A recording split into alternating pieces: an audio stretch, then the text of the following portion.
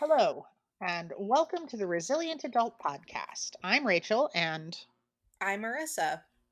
This week, as you may have seen in some of our social media promos, we're wrapping up our three-part series on education during the quarantine. This week, we are focusing on the needs of college students and adult learners who've been, in many ways, left out of this conversation entirely. we have this assumption when we think about college students that, they'll be fine. They'll take a semester off and they'll go home and spend some time playing video games and bothering their parents. But unfortunately, that's not the reality for a lot of college students in this situation. First off, let's talk about what a college student is. Fully 20 plus percent of college students in America today are non traditional students. That means that they are either over the age of 24, or they are married and have children, or they are foreign nationals.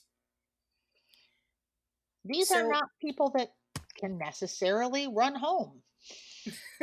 these are people who may not, it's not just them that they're responsible for. I mean, if you are a graduate student living in married student housing with your spouse, who may or may not also be a graduate student, and you possibly have children there as well, the dorms closing is the equivalent of being made homeless.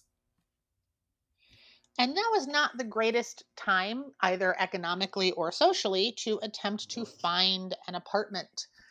Um, and that's not even adjusting for people who do have a place to go that they can't get to because travel is expensive or dangerous or both. And none of this even is discussing the simple fact that most colleges, while they might have some online classes, not all colleges do online classes, for the most part, they really haven't engaged in how to truly move the collegiate experience online. We all know that the main reason that online classes haven't really become a thing, even though they've been around now for well over a decade, is because we've never really figured out. Somebody texting you? Somebody is texting me. Welcome to everything is done via computer. It's finals week for my students, and so I'm getting a lot of messages from my middle schoolers right now. Very concerned about their distance learning. In fact, So yeah, so as we're talking about, that's how it goes right now. We're all just trying to do a lot of things at the same time, and this is part of resilience is rolling with the punches. So you may hear Rachel's phone blowing up a little bit in the background. You may hear my dog blowing up a little bit in the background because a thunderstorm just started, and I do not have a soundproof studio. So we're making it work. So we're rolling with it here, but talking about college, and so we talked about, online classes. They've never really been able to take that magical thing that happens at colleges and really recreate it online.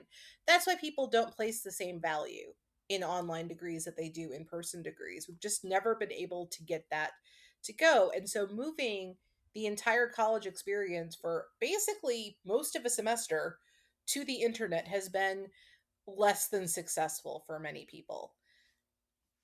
So some classes, of course, worked pretty well. Classes that already had been done online, especially professors who've taught online before, that don't require a ton of in class discussion, that don't require a ton of hands on learning, that can be translated pretty well to an internet class. Think a very large lecture where you're not doing a lot of discussion and it's mostly like reading and writing. That can That translate works really okay. well. Yeah. And most learners can make that adaptation fairly easily. I have yet to see someone's dining room that was well set up to be a physics or chem lab, though. Yeah, or in the case of, in my own experience, one of my own college students in my house, he's not pursuing a traditional college degree. He's pursuing a degree in manufacturing technology. And the simple fact of the matter is, you can't distance teach somebody how to spot weld. Um, Aw. so the thing is his plan was to take classes this summer because he was trying to get his degree in an accelerated manner, and now he's not even sure if he'll be able to take classes in the fall at this point. And so he's trying to figure out what to do with his life because a lot of his plans depended upon him graduating next spring. And it doesn't look like that's going to be possible in any way, shape, or form. And that's also going to mess with some of his financial aid as well, because that was on a time limit. And no one has made a decision about whether that time limit has been paused or if it's still in play, even though he literally can't take his classes. Well, and one of the Um, most frustrating things about this situation at all levels of education is that the rotating decision process leaves everybody with no idea what they're doing. We could adapt if we knew that all tests were being postponed, but we don't know. Somebody suggested it, and it was definitely going to happen for a while, and then maybe now it's not. And it's the same with financial aid, it's the same with scholarships, it's the same with grade point average requirements. Is these rules keep changing faster than people can keep up with them. and And this go is the ahead. part where I'm going to be a little bit political. Typically in this podcast, we don't get deep into politics, but it's politics is the stuff of people's lives, and it's literally impossible for us to stay apolitical when we're talking about people's lives. And this is because right now, whether or not you like the people at the top of our federal government, um, they are not leading. They have kind of abdicated the leadership role in this crisis to state governors. And for better or for worse, that means that we don't have one set of decisions, we have 50 sets of decisions. But many things cross state lines. And so it just doesn't work. Education, there's a reason we have a federal education department, because it crosses state lines. You're going to high school in California, you're planning to attend college in Oregon, whose rules are going to apply to you? So it, a lot of the stress right now and a lot of why this particular episode, we are not going to have a lot of solutions to give. We're going to give what we can, but is because of this vacuum of central leadership and decision making right now. Yeah, we are unfortunately going to be trapped in the solution system that I hate the most, which is to say somebody should have to, Yeah. So especially since I'm not in a position to be that somebody. one of the things I would strongly suggest to all college students right now is they need to be reaching out to their advisors, and they need to look at the classes they still need to take and go, which of these is going to be easiest for someone to teach online, and sign up for those classes in the fall. They also need to be archiving and keeping all information that is sent to them, including email communication, because I'm sorry to say this. I hope I'm wrong, but there are people whose scholarships and grants and graduation requirements are going to be called into question, even if they've done everything that people have been telling them each step of the way, just because everyone is confused right now. So keep everything so that in the event that you have to say, I did what you told me, you can prove that that's what they told you. And get it in writing. So if somebody says something over the phone to you when you get off the phone, send them an email and say, "Hey, we talked about this. This is my understanding of what you told me to do. Please, you know, confirm or deny if this is, wrong." Right. So that you and have and be something in respectful writing. with it, but something that basically goes, okay, this is what I think you meant. Is that what you meant? And they will tell you yes, and then you've got documentation, or they will tell you no and hopefully explain what they actually meant, in which case you have documentation. So really you win both ways.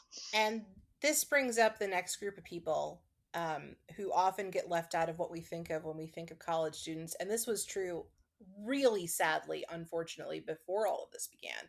This actually has very little to do with this quarantine. The quarantine has just, like so many other problems in our society, made it real obvious to people who aren't in this position, which is that colleges are really, really bad at helping students with special needs. They are tremendously bad. Part of that is because they really have never been required to. I mean, there's some laws that say they're supposed to do these things, but to be quite frank, they're not enforced. In order to enforce them, you have to be a college student who doesn't get what you need, and then you've got to go sue them and you've got to prove that it harmed you. It takes years. In the meantime, you're not getting your education. And as you can imagine, what this leads to is very few people fight it, they just give up. Well, and it's that wonderful excuse that they like to give in high schools as well that drives me crazy of, well, if we're preparing for the real world doesn't adapt to you. And sometimes that's true. Sometimes it is legitimately true. But if I am getting a degree in something that I can do, but I need support in my general electives, the real world doesn't have to adapt to my needs. I am adapting to the real world. I need this artificial microcosm to adapt to my needs. Like, college is not the real world. Yeah. So if you're thinking, especially any college administrators out there who might for some reason stumble upon this podcast and listen to it, please consider right now while you're going, oh, it's so hard to make these classes work as distance classes. I don't want to put you down, but if y'all had listened to your disabled students for the past 20 years, you would have been ready for this crisis. Um, and that's the thing about adaptations for people with special needs is you think you're doing something special for this one person or this small group of people. But most of the time, think about curb cuts. Curb cuts were forced in because of people in wheelchairs wanting to be able to cross the street, which is really a low ask, in my opinion.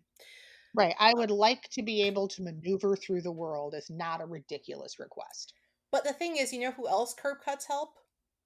People with People mobility with issues, strollers. people with strollers, people who currently are in a cast, people who've broken a knee and need one of those little rolly support things so they can walk, people wearing high heels, people who just want to be able to cross the street and not have to avoid tripping on a curb. The Well, I simple mean, people that are pushing grocery carts or laundry carts, people with small children on bikes. It's surprisingly useful, actually. and so the simple fact is, just like this, if colleges had been working on how do we get lectures online, how do we do discussions online, what are our options for basic entry level lab classes for people who can't physically make it into a lab, we would have a lot more options right now to present college students. And so that's all I'm going to say is, if you are a college administrator, you are a college professor, you are involved in the higher education system, think about the lessons you're learning right now as a huge opportunity to make college accessible for everyone. Okay, rant done. Rant over. Well, honestly, probably not. That one's going to come up again It's because gonna it's come. super important to both of It us. really is, but rant over for this episode. Okay, Right. so next group of college students we got to talk about, all right, is college students with serious financial considerations. This does not just mean poor people. I want to be very clear. There are a lot of people for whom going to college is a house of cards that is paying for it, of perfectly balanced things that must all happen according to plan to make it work. And as you can imagine, not everything has gone to plan in the past 2 months. Right. Well, I mean, I'll use myself as an example because I was very lucky in that I did go to college on an academic scholarship. And the reading of my scholarship was 8 consecutive semesters. So for 8 consecutive semesters, my tuition was basically covered. Um, Now, I did not grow up desperately poor, but losing the financial support of an entire semester's worth of education and having to come up with that money, it's not that I didn't have a plan. I had a plan. It was a good plan. It was a plan that was working. And kids that are in my position right now, what are they going to do? Because those 8 consecutive semesters we've already talked about are not necessarily able to meet their educational needs. And in my particular case, I worked my way through college, which was a combination of financial aid, need based, because I did not make a ton of money and I had kids. And there is a fun little kind of loophole essentially. But if you are poor enough that you qualify for things like cash welfare support and you don't take it and you go to college, there are a lot of financial aid grants you can get because the government is very excited for you. Uh, And let's just pause for a minute and talk about how awesome that actually is. That there is support out there for, oh, hey, you're going to try to make this situation better in a concrete, measurable way that other people are able to support. Because a lot of social programs have these weird cyclical, it's almost impossible to stop using them systems. So this one I just want to briefly give an acknowledgement to as being a very great idea. Yes. So, but between that, working and putting money towards it, and also at one point, I had an employer who provided me with some pretty substantial tuition reimbursement, which allowed me to finally finish my degree. I was able to pay for college while raising kids, which is Not easy. no. Um, but fun fact, my tuition reimbursement, right? So I had to come up with the money in the first place. So I would borrow the money. In my case, I did a thing that most financial advisors, I myself, as a financial coach, would tell you never to do this. But I didn't have a lot of options. I literally put it on credit cards, um, knowing that in 2 to 3 months I would get the money back, and I'd only have to pay for the interest for those 2 to 3 months. Um, because I didn't have a ton of options. There are limits on federal loans you can take out now that do not come out to the total cost of tuition at a school. And I didn't have enough credit, again, not making a lot of money, to take out private loans. So, I would put it on credit cards. I would get to the end of the semester, turn in my grades. Yeah, you got an A or a B. They pay you back. It was a great system. Um, Problem is what if your college just suddenly decided to do pass fail for the semester? Now And the my requirements written for your tuition reimbursement require an A or a B. Pass fail's not going to do it. hmm And it's not like you can go to your boss and ask them to change it, because most of these companies, the one I worked for included, are actually using a third party company that's under contract that has to follow their contract. And their contract says has to be an A or B, does not cover pass fail classes. Even though when I signed up for the class, it wasn't pass fail. If it ended up being pass fail, I suddenly now have $11,000 on a credit card I can't pay. Well, and it's a system that it's easy as someone from the outside to be like, oh, well, that was dumb. You shouldn't have done that. But your system worked until outside forces that really, let's be honest, we could not foresee. I mean, yes, there are people at the CDC that have been talking about pandemics for years. My mother used to work with them. I am aware that this has been on some people's radar, but by and large, your average person did not think, even in January, hey, I'm going to have to figure out how to do all of my life from my living room in 3 weeks. Um, So, Systems that worked don't work anymore. so some of the stuff that we need to think about are, when we think about financial considerations, it's not just low income folks. There's an awful lot of people, even, some kids' parents might make plenty of money, but they're not supporting their kid. And those kids are in just as much of a dire strait as anybody else. Um, and we have to take this seriously. And then, of course, there comes in, when we talk about people who aren't supporting their kids, we've got to talk about kids who it's not safe for them to go home. Living on You campus know, was their life hack to get out of a bad situation, whether that was an abusive home or with parents who have, say, addiction issues, or who are involved in criminal activities, or who, are emotionally abusive to their kids. Um, well, or kids that have fundamentally used college as an opportunity to reestablish or recreate their own identities. and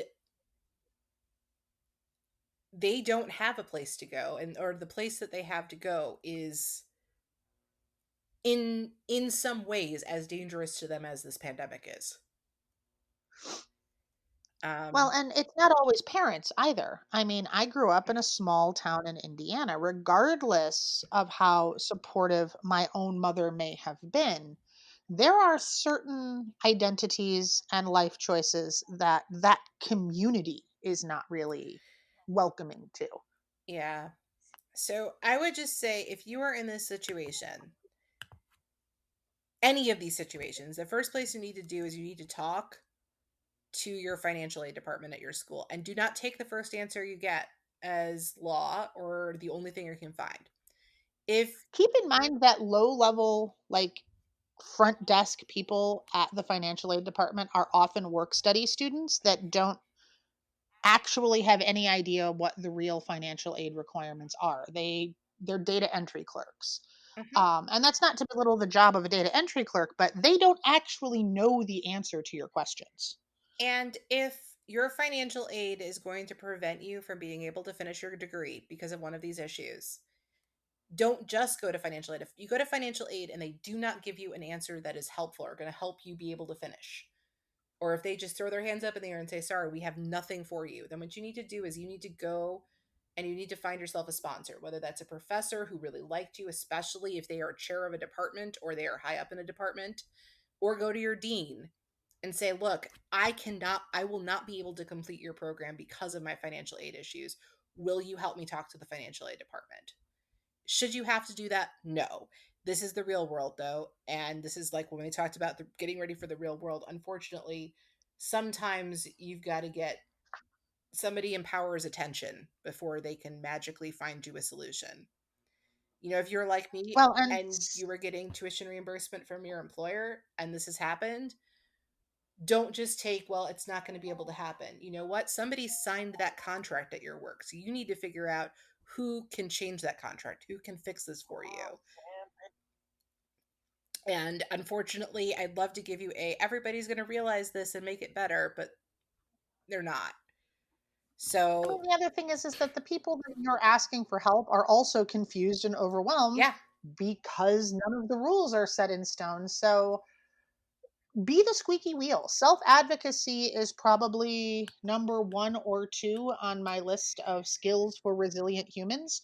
So look at this as your opportunity toward doing the thing that really isn't fun because it gets you where you need to be. Um, So, speaking of people who are just struggling because they don't know what's going on, let's talk about our next big group of people who are facing some college related challenges, which are if you are graduating from high school this year, first off, I'm really sorry.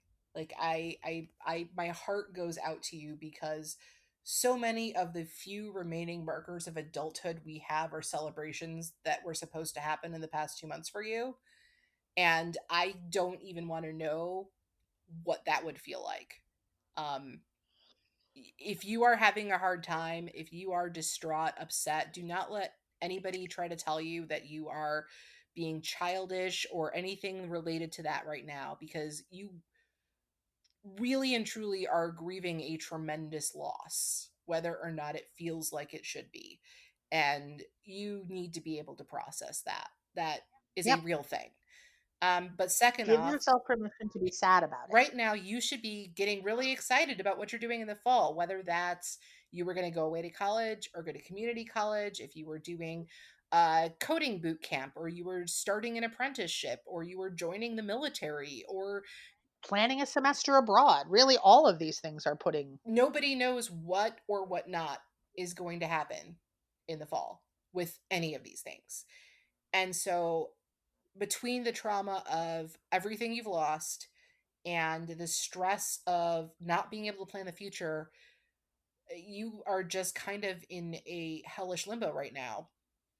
And so here is my advice to you. If you were planning to go away to college in the fall, and you were planning to go away to college not because you desperately needed to exit your current living situation or because you had some super amazing scholarship opportunity, don't. Just enroll at community college. Um, I can guarantee you you'll save a ton of money and you'll probably be better off because the likelihood of campuses being completely open and all activities resuming this fall, from everything people I know who know what they're talking about are saying, it's pretty unlikely to happen. I'm not saying college won't happen, but it's not going to be what you were signing up for. So my advice, if you know you were my friend or my kid, would be save your money and do community college for a semester or two and then transfer. Um, because you're not really going to be able to get what you were trying to get out of it in the first place. If you were trying to do an apprenticeship, I, the only advice I have is sometimes apprenticeships involve classroom learning. So it's possible, if you communicate with your program, um, and see if they're maybe going to, maybe even suggest to them, hey, is it possible that you could accelerate the classroom learning portion of the apprenticeship to fall, just so that we're certain we're going to be doing something. Well, and the other thing is, if you have a scholarship through a group that is not the university you are attending, reach out to them and ask if you can put it on hold. Yeah. Um, these are all possibilities. Um, and if you end up taking a gap year, I hate that phrase, but if you do, end up not going right away to college, that's also a perfectly legitimate reaction to this situation. And don't let, you're not being lazy or wasting your time. You're avoiding investing a ton of resources into a really uncertain outcome. Well, and I am going to be the first person that stands up and says that all of those people out there telling you, "Oh, you don't need a college degree. You can go to the library and learn a skill online for free and that's it. That's all you need." They are full of it. But during this time, that's not an unreasonable use of your time. Go learn how to do something that will help you later on. It's not magic. It's not going to replace a degree. Some fields require them, the end, And regardless of what politicians want us to just think. because you have a skill, if But you can't demonstrate that you have that skill in a way that the person hiring you trusts means it's so, they're not going to even interview you. I mean, honestly, for a lot of people, that's the real value of a college degree, is somebody saying this person knows how to read, write, and act like an adult. right. And, maybe that should change. But right now, we have to deal with the world that we actually live in. But gaining some useful skills, even if they don't directly translate into employability, they will help you be better at your career later. So it's still very, very useful to do. So that is still a useful suggestion, but no, it does not replace college. But if you just are like, I can't make a decision, I don't know what's going to happen, and I can't make a decision with so little information, that's not a bad plan.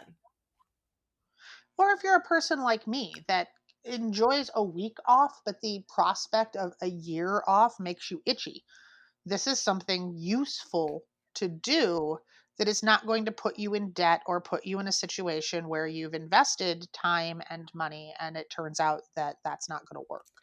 So those are things. And finally, the last group of people we're going to talk about are not college students at all, really. We're going to talk about post college learning and not getting a master's or getting a PhD, although those are certainly things that are ongoing. But frankly, those are things that, generally speaking, are actually being, for the most part, pretty well run and people know what's going on from what I hear.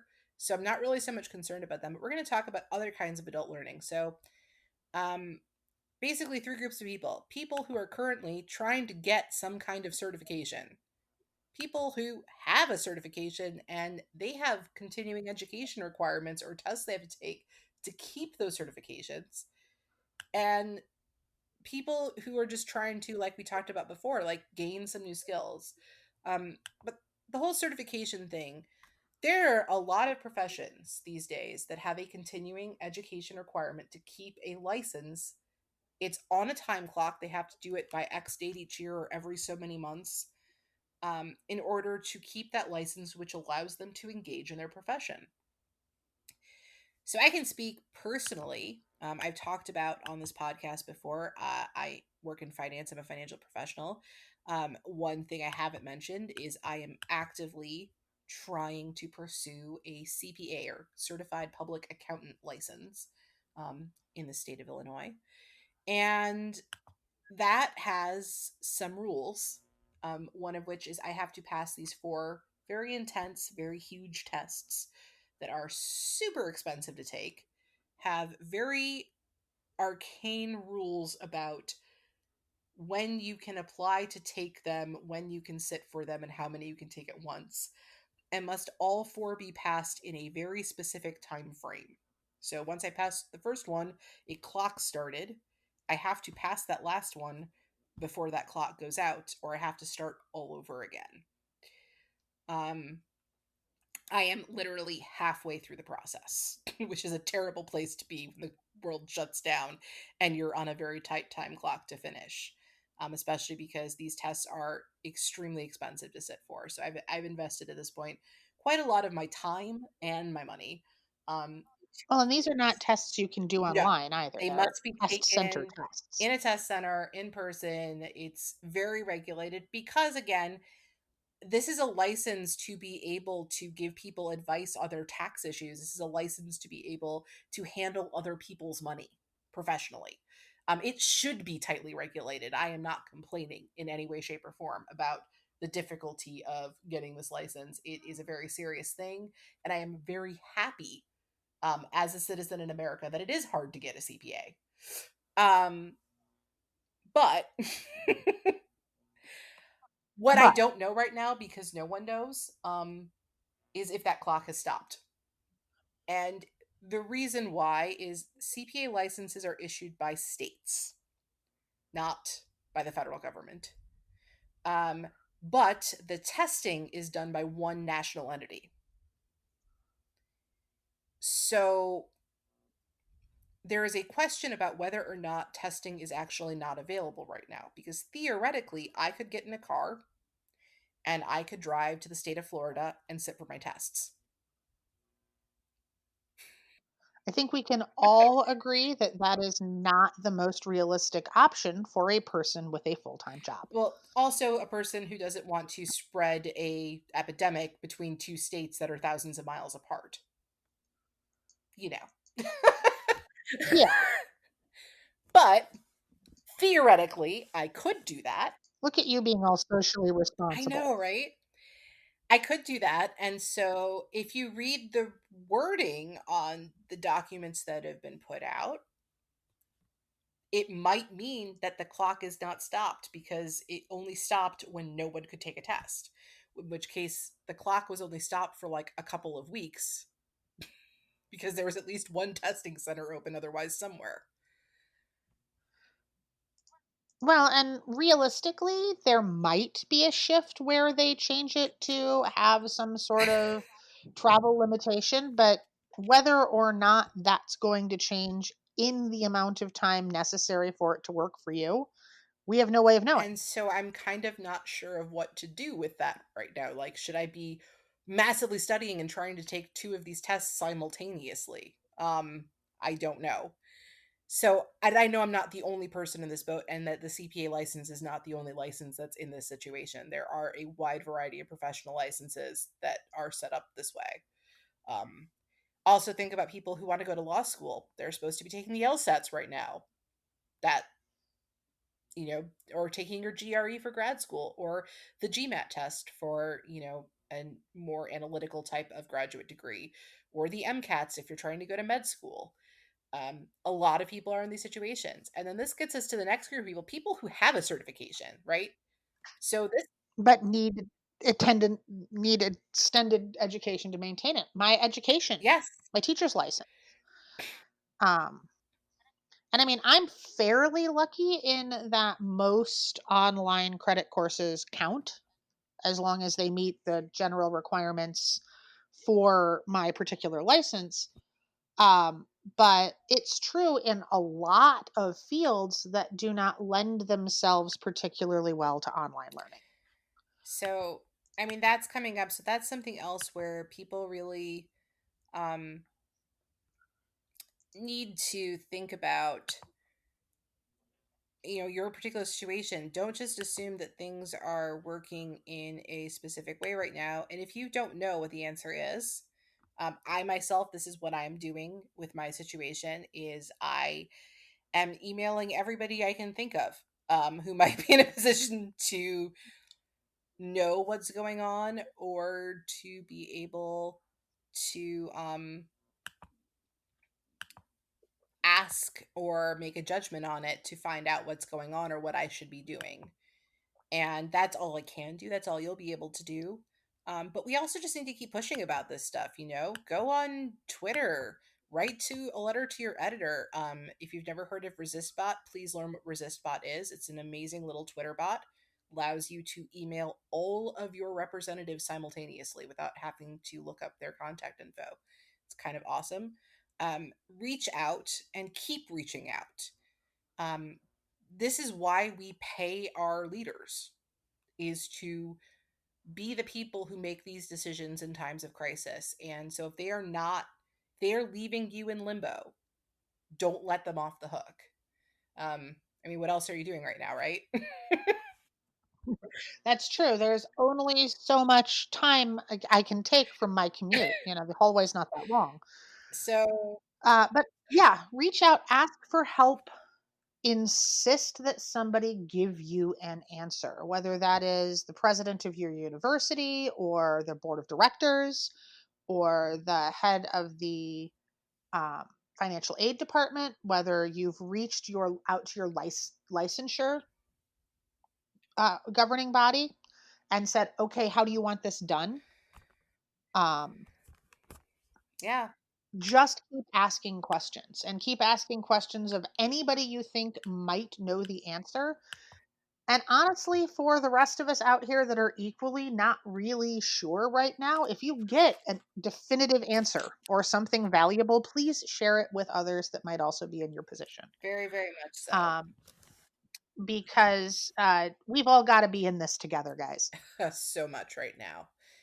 And finally, we're going to get to our last group of adult learners. And this is more of just advice and less of telling you what the problem is. So, there are a lot of people right now who are trying desperately to gain skills, whether that's personal enrichment, like learning a foreign language, or figuring out what to do with all that sourdough starter we all made 6 weeks ago. I am in that legion, so I apologize if you have not enjoyed all of my social media posts about sourdough and the chaos bakery that my kitchen has become. Uh, but See, baking just doesn't do it for me. But if you look into Project Linus, hours of time you can spend making baby quilts for kids in the NIC unit.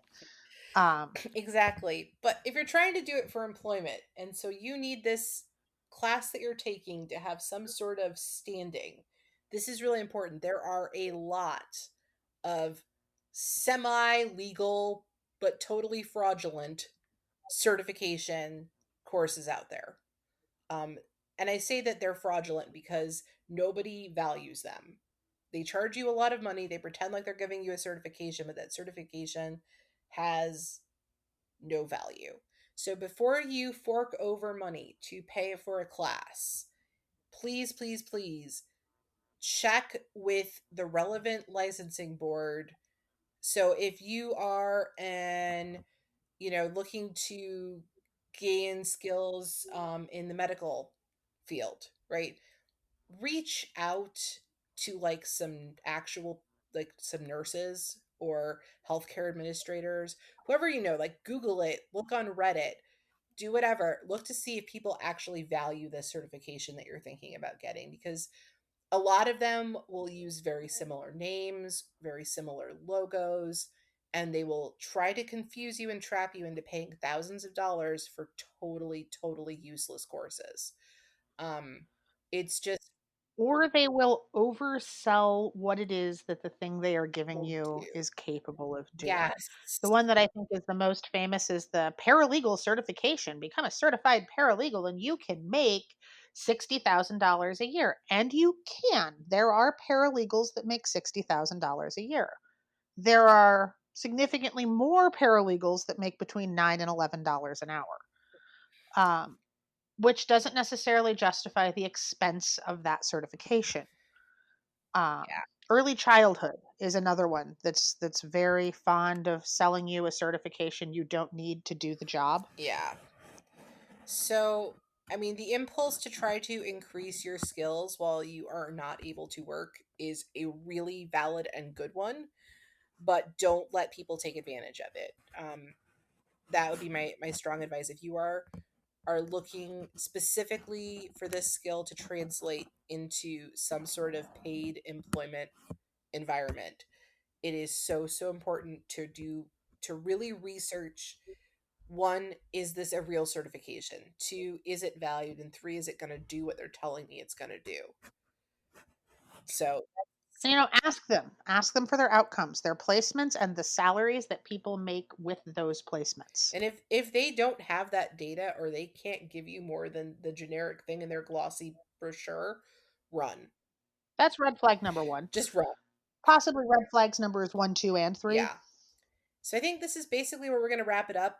Like we said, unfortunately, this week this was more of a rant of what's wrong than how to fix it. Um, Well, it's a we see you. We understand that you two are struggling, and I don't know if it's necessarily true for everyone, but sometimes it is nice to just hear somebody say, "You're not crazy. This is actually happening." So, for those of you that needed to hear that, you're not crazy. This is actually happening. and so I'm gonna wrap this on one final rant, and it's a rant that does not just apply to colleges. So I want to be very, very clear. In this specific case, we're talking about colleges, but this should apply to every industry, every business. I don't care if you are running a, you know, little copy shop, or you are running a factory, or you are running a college. You need to prepare for expected disasters. Nobody knew this specific pandemic was coming in this specific month. But generally speaking, we know pandemics happen. We know major weather events We happen. know flooding will happen. We know fires will happen. If you are a leader, right? We love to talk about business leaders and thought leaders and education leaders. If you are a leader, your job is to be prepared so you can lead. So if you are running something and you don't have a plan for, at the very minimum, the disasters that most commonly happen in your field and where you are. We've talked about this before, Rachel and I. We are located in the Chicago metro region, um, which is located in the Midwest of the United States. So if you look at a map of the United States, there's some lakes that look like a big hand right in the center, and the one that points down the most, we're right there. And what you got to know about the weather here is we get a lot of floods, we get a lot of tornadoes, and we very, very, very, very rarely, but when we do, they're pretty spectacular, get earthquakes. I was going to say, we are on a fault line. It doesn't do much, but when it decides to, man, So everybody here should be prepared at a minimum for tornadoes, floods, and earthquakes.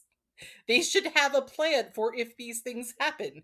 And they should, when they're investing money, should be investing their money that in a way that takes into account that these are distinct possibilities here. well, and realistically, we are in an area with a dense population serving multiple millions of people. We should assume that in the event of some sort of viral or bacterial based disaster, we're going to have problems just because of our population density, and we should Well, plan and for that. especially how connected we are internationally. If it happens anywhere, it's gonna end up here.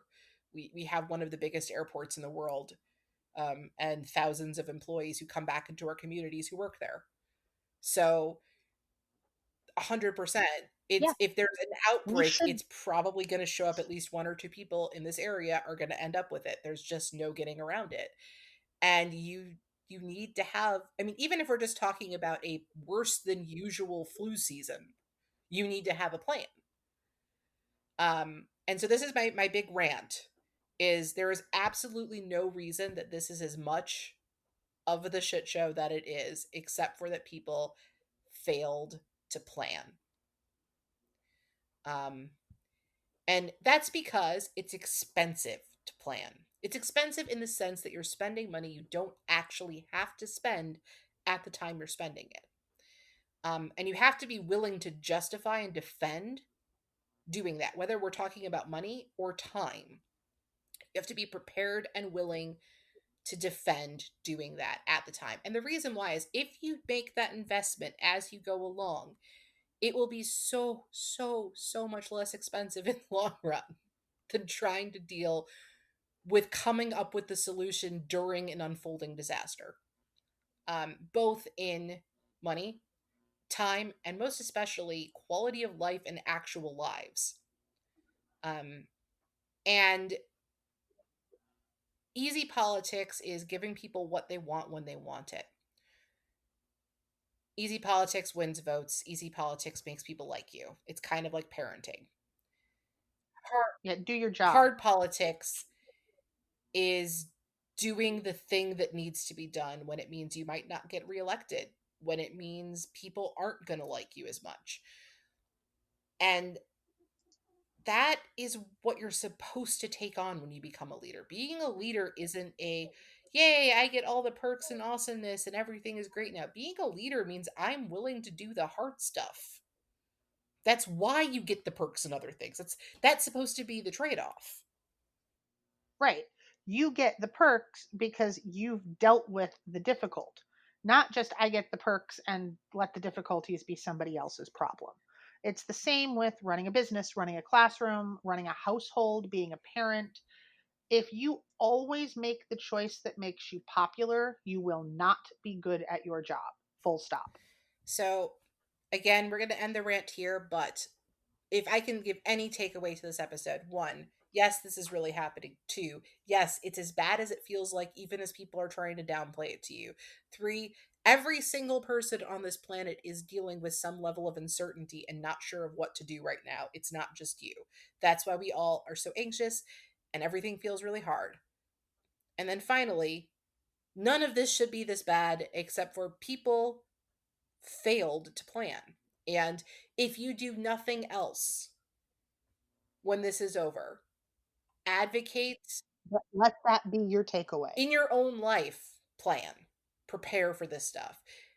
Outside of your own life, push your elected leaders, push your any part of your life where you touch leadership of some kind.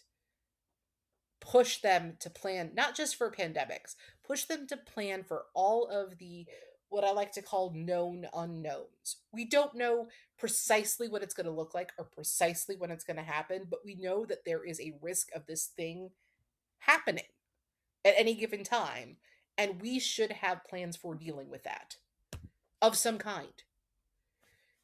Absolutely. So, that's the end of my rant there, and I hope you guys have a great week. Cannot wait to tell you Yep, we take are care of so yourself. excited because we're finally going to be launching our original plan season 1. Um, it has been a long time in the making, and I just cannot wait to get started on the original reason we came to make this podcast, which is that Rachel and I like to get together and drink coffee and judge people. Okay, I say judge people, but mostly it's have very strong opinions about people's choices. I think that the number one question that is asked between the two of us is, what did they think was going to happen? Um, which was our working title for a while, actually, is, well, what did you think was going to happen? So keep an eye out for us. Probably We will hopefully have gotten some of the, well, we're just going to do it tech bugs worked out. But yeah, coming soon, the part we actually planned. yes. So looking forward to that, and see you guys next week. Absolutely. Bye. Bye.